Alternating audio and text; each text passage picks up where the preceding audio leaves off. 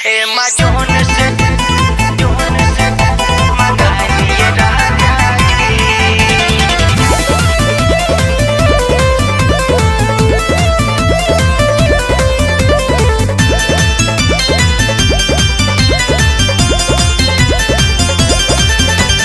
मन हवे शॉपिंग करे के देखिया न लाइन ये सैया जी।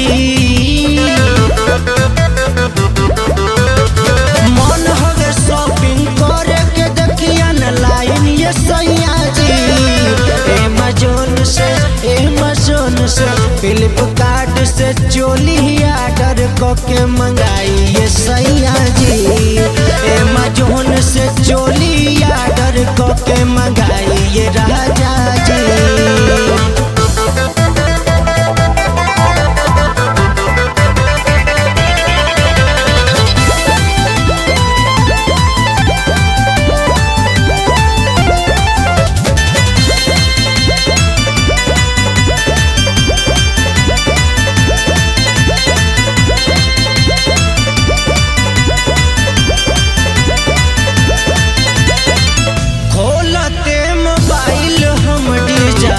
देखने नया जालीदार चोली हमारा के बड़ी भाया।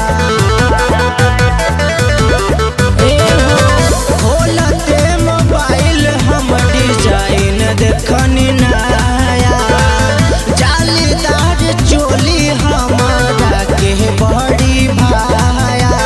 मजाली हारत भर हमारा के जगाइए सैया जी।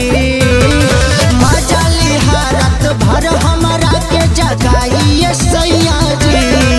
एमेजोन से फ्लिपकार्ट से चोली ऑर्डर करके मंगाइए सैया जी। एमेजोन से चोली ऑर्डर करके मंगाइए राजा जी।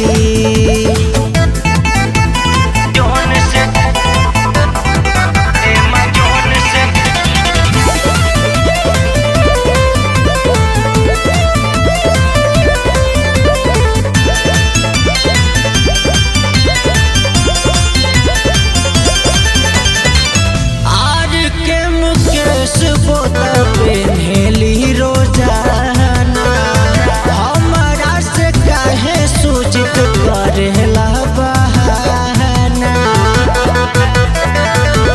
सुनी ना आज के मुकेश बोता पेन्हेली रोजाना हमारा से काहे सूचित करेला बहाना।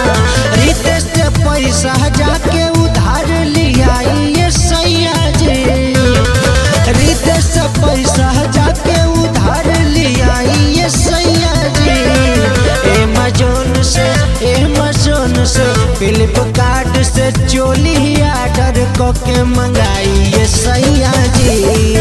एमेजोन से चोली ऑर्डर करके मंगाइए।